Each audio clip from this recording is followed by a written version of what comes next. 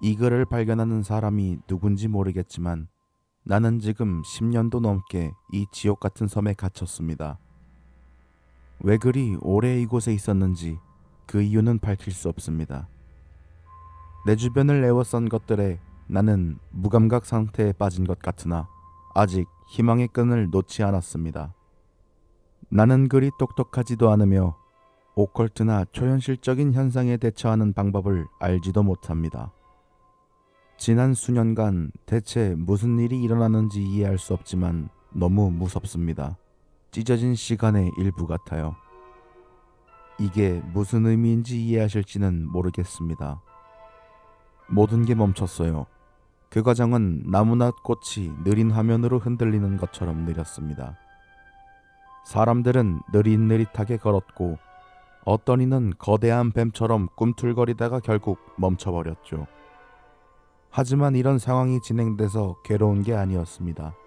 다만 그것을 피할 수 없다는 사실이 날 괴롭혔어요. 내 안에 쉐련이 완전히 멈춰버리기 전까지 약 1시간 정도 서 있었습니다. 그것도 좁디 좁은 거실 한복판에서 갑자기 말입니다. 아내의 시선은 미지를 응시하는 듯 마치 끝없는 공포를 보는 것처럼 텅 빈 채 앞을 향해 있었습니다. 요즘 나는 더러워진 소파에 기절하듯 잠듭니다. 아침마다 끔찍한 표정을 지은 채 얼어있는 아내의 모습을 보는 게 참을 수 없어서 흰 천으로 아내의 얼굴을 가렸습니다.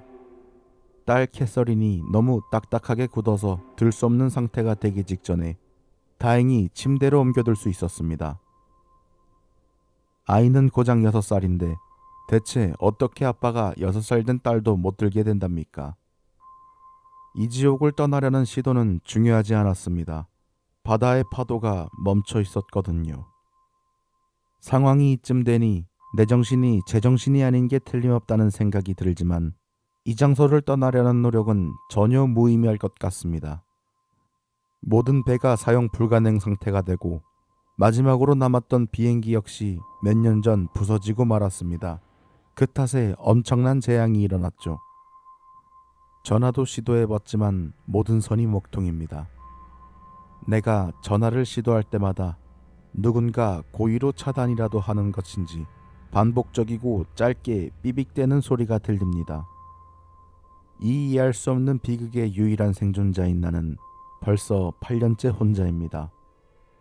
내가 희망을 놓지 않는 이유는 이들이 죽었다고 생각하진 않기 때문입니다. 그저 잠시 멈춘 것으로 생각해요. 그 믿음을 놓지 않는 중입니다. 그 탓에 지독하게 괴로운 8년을 버렸죠. 그들은 여전히 아름답고 젊은 모습을 유지하지만 생존을 위해 몸부림쳤던 나는 이제 피곤합니다. 내 몸은 지쳤고 마음은 산산이 조각나버렸죠. 하지만 신께서 아직 날 잊지 않았다고 믿어요. 내 발은 점점 무겁게 느껴집니다. 다리 역시 두꺼워진 느낌이 들어요. 이제 움직이는 것마저 쉽지 않습니다. 쉐런이 굳어버렸을 때처럼 눈물이 마구 흐르진 않습니다. 차라리 기쁘거든요. 아내의 얼굴을 덮었던 천을 걷었더니 언제나 아름다운 얼굴이 보였습니다. 세상에, 그 얼굴을 보고 있자니 실제로 낙원에 온 것이 아닌가 생각이 들었습니다. 이제 내 몸은 너무 단단해서 나무 같습니다. 어떻게 해서든지 이 펜을 움직이려고 노력 중입니다. 끝없는 정지에 갇혀버린 사랑하는 내 가족들을 드디어 만나러 가기까지 얼마 남지 않은 이 순간 아내가 있는 쪽을 흘끗 바라보았습니다. 내 몸이 완전히 굳는 순간 내 아내의 눈동자가 깜빡이는 것을 보고 말았습니다.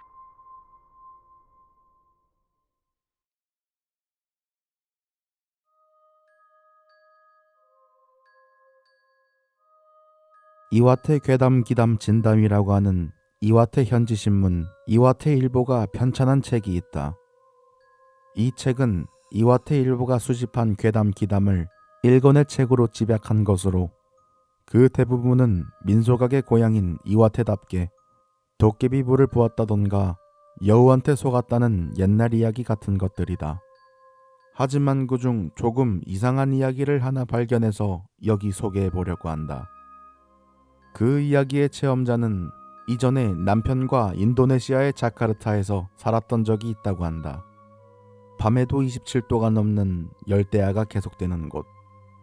방범 대책 때문에 철창살을 끼워둔 창밖에는 흐릿한 전등이 빛나고 있었다. 한밤중 갑자기 옆에서 자고 있던 남편이 큰 소리로 아우성치기 시작했다. 뭐야, 누구냐 거기 있는 놈은, 사라져! 체험자는 엄청 놀랐다고 한다. 남편을 깨워보니 남편은 창문과 벽 사이에 흰 여자의 얼굴이 비쳤어 라고 말했다고 한다. 물론 거기에는 아무것도 없었다. 그날은 그냥 흔한 악몽에 시달린 것이라 생각하고 넘어갔다고 한다. 그러나 4, 5일 정도가 지난 한밤중 남편은 다시 그 흰 얼굴의 여자가 나오는 악몽에 시달렸다고 한다. 남편의 말에 따르면 아무래도 그 얼굴은 여자라기보다는 여자아이의 것이었던 듯했다. 그것이 며칠이나 계속되었다. 그런 악몽이 계속되던 어느 날 연구 목적으로 인도네시아에 10년 넘게 살고 있는 한 영국인이 이상한 것을 말해줬다고 한다. 그 영국 신사의 이름은 마이클. 그는 체험자에게 남편에 관한 이야기를 듣고 역시 그렇군요 라고 수긍하더니 이런 이야기를 대답해줬다고 한다. 이 나라에는 기동을 강화한다는 구실로 재물을 넣는 구습이 있습니다. 콘크리트 안에 사람을 산채로 넣어 벽을 발라버리는 거죠. 지금은 그런 게 쓸모없다는 것이 알려져 도시에서는 사람 대신 새 한 마리를 넣지만 지방에서는 여전히 사람을 넣는 것 같습니다. 마취를 해서 모르는 아이를 납치한 뒤 그대로 아이를 생매장해버리는 것입니다. 체험자는 놀라서 물었다. 설마 자주 신문에 아이들의 실종 기사가 나오는 건 그것 때문인가요? 아마도요. 그래서 가끔 제물이 된 아이의 얼굴이 유령이 되어 나오는 일이 자주 있다고 합니다. 이 나라에서는 상식적인 일이에요. 이 나라에서는 고용인을 해고하고 싶으면 천장의 구석에 아이의 얼굴이 나왔다고 말한답니다. 마이클 씨의 눈은 계속 온화한 그대로였고 도저히 거짓말이나 농담을 하는 것처럼은 보이지 않았다고 한다. 그 이야기를 들었던 체험자도 보이와 메이드를 고용하고 있었다고 한다. 어느 날 반쯤 농담으로 인도네시아인 메이드에게 실은 지난번 남편이 한밤중에 큰 소리로 질렀던 건 천장 구석에 여자아이가 나왔기 때문이야. 그러자 그 메이드는 역시 그런가요? 라고 수긍했다고 한다. 역시라니 무슨 소리냐고 체험자가 묻자 메이드는 이런 이야기를 했다고 한다. 전에 이 집에 경비를 서던 청년이 객실에서 2번 정도 여자의 얼굴을 봤었대요. 그리고 페인트 칠을 하려 왔었던 사람도 같은 얼굴을 봤다고 하고요. 게다가 그 여자아이의 얼굴은 달걀 귀신 같다고 하더라고요. 그러니까 저도 어서 그만두라는 이야기를 종종 듣지만 저는 살기 위해서 어떻게든 일하지 않으면 안 돼서. 며칠 뒤 그 집에 살고 있던 인도네시아인 보이가 사정이 있어 그만두고 싶습니다 라고 말해왔다. 체험자는 이제 무슨 사정인지 물어볼 엄두도 나지 않았다고 한다. 그러나 그 메이드만은 체험자가 귀국할 때까지 이 집에는 아이가 있어요 라고 웃으면서 계속 일했다고 한다. 목가적인 느낌의 옛날 괴담이었지만 어째서인지 이상하게 기분 나쁜 이야기여서 계속 기억에 남는다.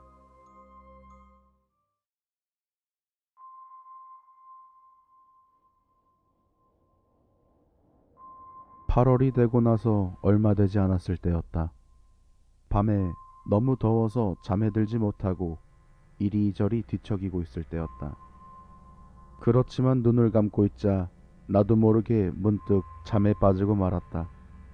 잠을 자면서 나는 꿈을 꾸었다. 어디선가 본 적 있는 풍경이었다. 우리 집에서는 차로 5분 정도 거리에 공동묘지가 있다. 먼 옛날부터 있었던 묘지다. 그 묘지 근처에는 은행이나 슈퍼마켓이 있는 데다 지역 축제도 열리기 때문에 어릴 적부터 자주 갔었다. 그렇기 때문에 보자마자 이곳이 묘지라는 것을 알 수 있었다. 주변은 울창한 나무로 둘러싸인 숲속이었다. 무덤 앞의 묘비에는 여기저기 이끼 같은 것들이 붙어 있었다. 꿈속에 나는 어째서인지 무덤에 이상한 장난을 치고 있었다. 묘비를 발로 차거나 무덤 위에 올라가는 이상한 짓을 하고 있었던 것이다. 어째서 그런 짓을 하던 것인지는 나도 잘 모른다. 그런데 바로 그때 어디에선가 목소리가 들려오기 시작했다. 이런 소리가 작게 들려왔다. 게다가 점점 소리는 커지기 시작했다. 그리고 뒤에서 크게 라는 웃음소리가 들렸다. 뒤를 돌아보자 그것이 있었다. 머리카락이 산발이 되어 여기저기 뻗친 노파의 목이 있었다. 쭈글쭈글한 얼굴에 외야 안경을 쓰고 있었다. 얼굴색은 회색으로 좋다고는 할 수 없는 모습이었다. 그 순간 목이 사라졌다 바로 내 코 앞으로 다가왔다. 나는 마치 가위에 눌린 것처럼 움직일 수 없었다. 그리고 내 눈앞에서 노파가 웃기 시작했다.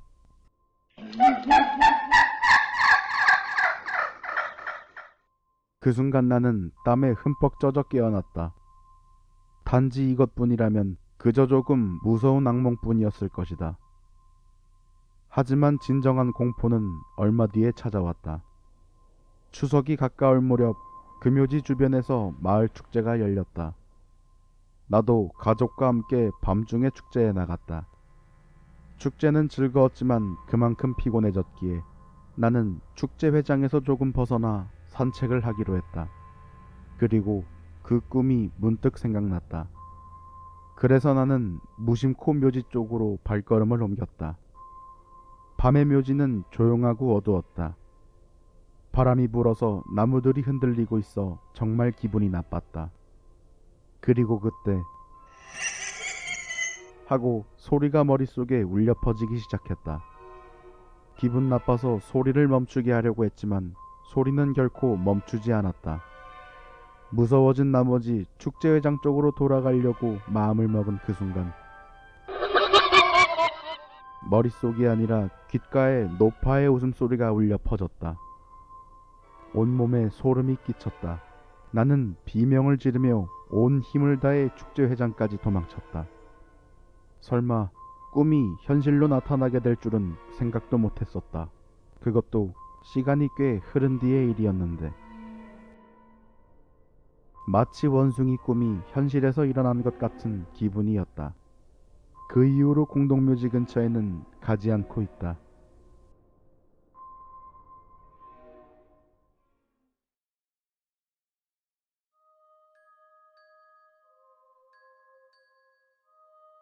나에게는 영감도 없고 지금까지 귀신을 본 적도 없다.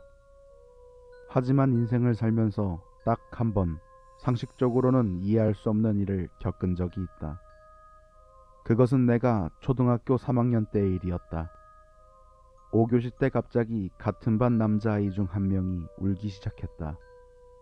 선생님이 왜 그러냐며 달려왔지만 울고 있던 아이는 고개를 숙이고 있을 뿐이었다. 잠시 뒤 원인이 밝혀졌다. 그 아이를 중심으로 악취가 감돌기 시작했던 것이다. 아무래도 용변을 본 것 같았다. 빨리 화장실에 다녀오렴. 선생님은 아이를 걱정한 것인지 작은 소리로 말했지만 아이들은 냄새나 더러워 하고 소란이 있었다. 그 당시 아이들에게는 놀려먹기 딱 좋은 일이었으니 교시라는 아수라장이었다. 도저히 그런 비난들을 참지 못한 것인지 그 아이는 울면서 교실을 뛰쳐나갔다. 당분간 교실은 시끄러웠지만 선생님이 화를 내자 금세 조용해졌다. 수업을 재개하고 10분 정도가 지났지만 화장실로 간 친구는 돌아오지 않았다. 너희가 놀려대니까 교실로 돌아올 생각이 안 나는 거잖아. 화장실에 가서 사과하고 오렴. 선생님의 말에 어쩔 수 없이 나를 포함한 남자 5명이 화장실로 갔다. 화장실은 교실 바로 옆에 있었기에 안을 들여다보았다. 2개 있는 칸 중 하나의 문이 잠겨 있었기에 당연히 그 안에 있을 것이라고 생각했다.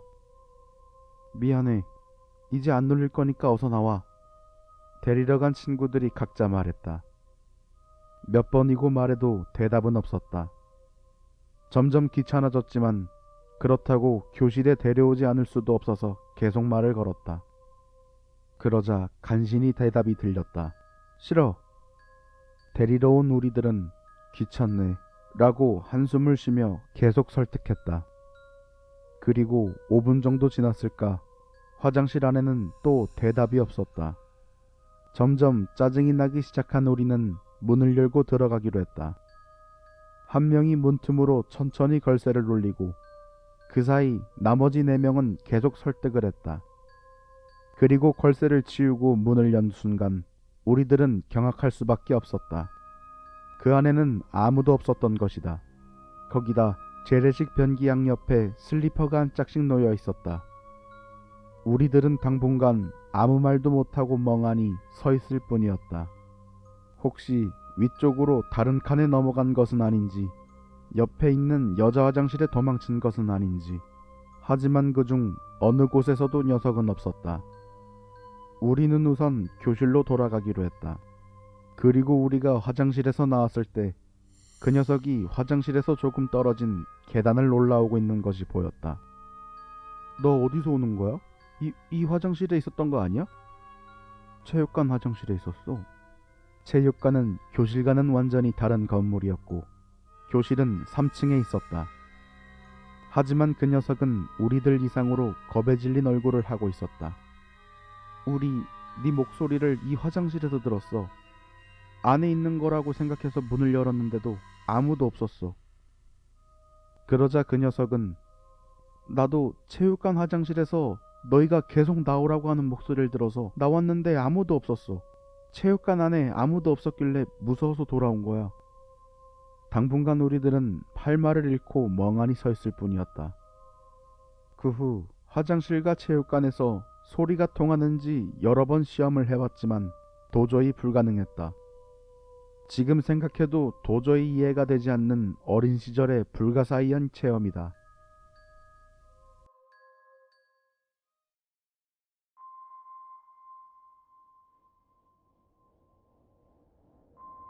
내가 아직 초등학생이었던 어느 여름날 겪은 실화다.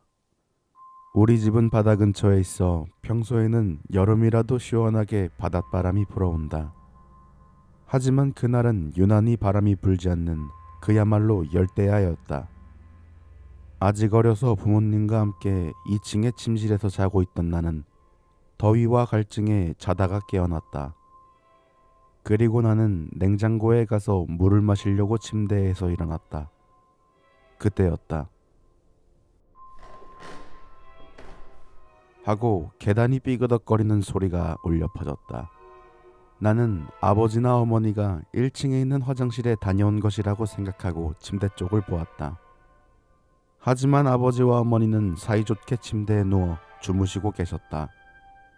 집에는 부모님과 나 말고도 1층에서 할머니가 주무시지만 다리에 힘이 약하셔서 웬만한 일이 아니면 2층에 올라오는 일은 드무셨다. 나는 무서워져서 이불을 머리끝까지 뒤집었었다. 그 사이에도 삐그덕거리는 소리는 비슷한 간격으로 계속 울려 퍼졌다. 게다가 소리는 점점 커지고 있었다.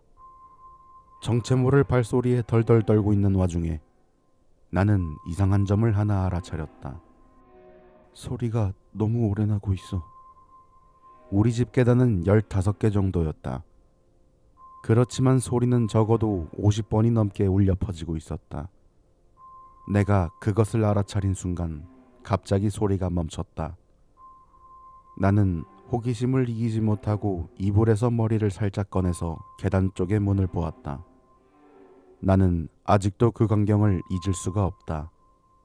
문에 붙어있는 불투명한 유리에 앙상하고 새하얀 얼굴이 바짝 붙어 있었다. 젖은 긴 머리를 유리에 찰싹 붙이고 마른 얼굴로 안쪽을 바라보고 있었다. 정확히 보고 있는지는 알 수가 없다. 유리가 불투명했던 탓에 그 얼굴에는 마치 눈이 없는 것처럼 보였기 때문이다. 하지만 그 표정에서는 어째서인지 괴롭다고 말하고 있다는 것이 전해져 왔다. 그리고 정신을 차렸을 때는 아침이었다. 일요일이었지만 아침 일찍 아버지가 나를 급하게 깨운 것이었다. 어이 아들, 아들 일어나거라. 왜 그래 아빠? 너 어젯밤에 무슨 일을 했었니? 아버지의 질문에 나는 어젯밤의 일을 떠올렸다. 그리고 계단에서 울려 퍼지던 소리와 불투명한 유리에 붙어있는 기분 나쁜 얼굴에 관해 이야기했다. 그러자 아버지의 얼굴이 말 그대로 새파랗게 질렸다. 아침이라 해도 떴고 아버지도 계셨기 때문에 나는 주저하지 않고 어젯밤의 얼굴이 붙어있었던 그 문을 열었다.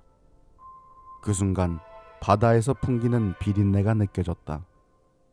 바다에서 느껴지는 것보다 몇 배는 진했다. 하지만 그보다 더 놀라웠던 것은 계단의 모습이었다. 아마 바닷물인 것 같은 미끄러운 액체 투성이가 되어서 해초 같은 것이 계단 가득 붙어 있었다. 나무로 만들어져 갈색이어야 할 계단은 새까맣게 물들어 있었다. 아빠, 이게 뭐야? 내가 그렇게 말하며 해초 같은 것에 손을 뻗은 순간이었다. 손 대지 마라!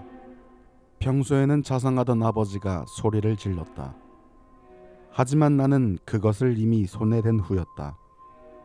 그것은 해초가 아니었다. 머리카락. 그랬다. 계단을 새까맣게 메우고 있었던 것은 해초가 아니라 엄청난 양의 머리카락이었다. 아버지는 곧바로 내 손에서 머리카락을 뺏어서 던져버리고 손을 수건으로 몇 번이고 닦은 후 나를 꼭 껴안았다. 그 후 아버지는 경찰에 신고했지만 수사는 전혀 진전되지 않고 누군가의 장난으로 남게 되었다. 그 이후로 나무가 삐그덕거리는 소리를 들을 때마다 나를 보고 있던 그 얼굴이 떠오르곤 한다.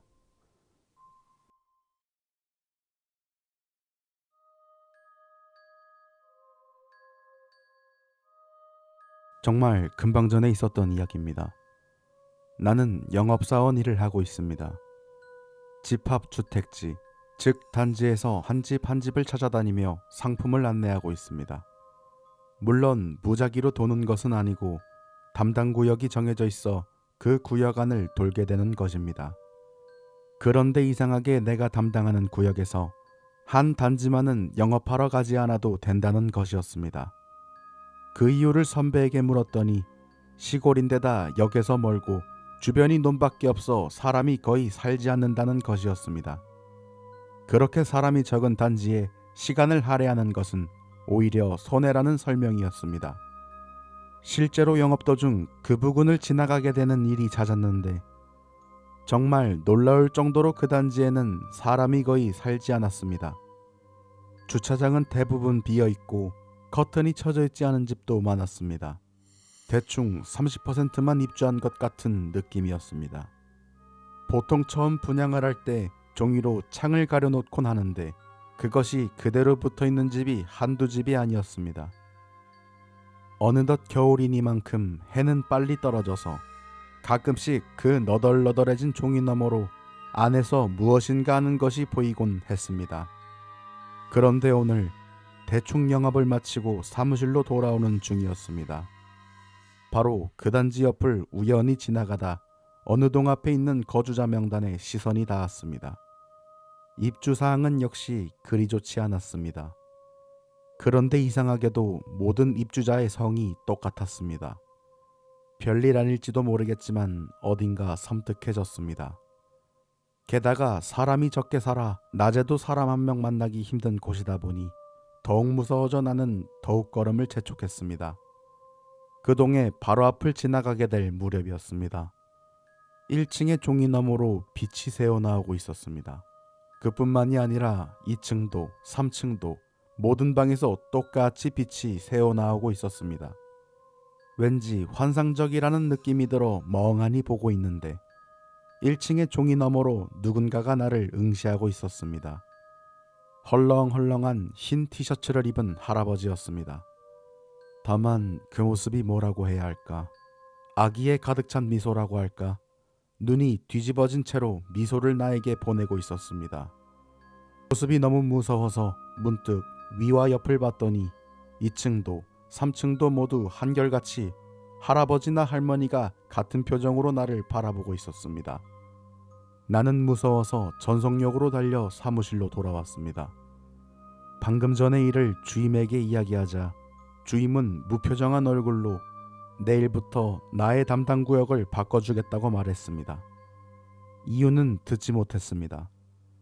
그것은 도대체 그것은 무엇이었을까요?